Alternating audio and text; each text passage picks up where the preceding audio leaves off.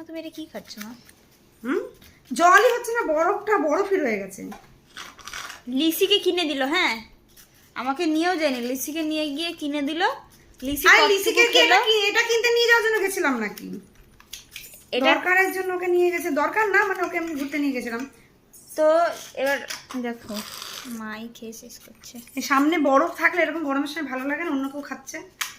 লিচি তো খেয়েছে, এতটা খেয়েছে, দেখ এতটা লিচি খেয়েছে, আমি এইটুকখানি বরফ খাচ্ছি খালি। আমরা কি দেখতে পাচ্ছি? এ বাবা, এই লিচি এতটা কে খেয়েছে?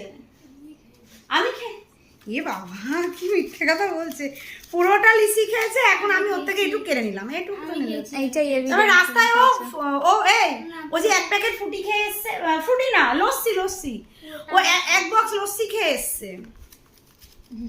হ্যাঁ তোদের জন্য আনাই হলো না, তো দোকান বন্ধ করে দিয়েছে বলে।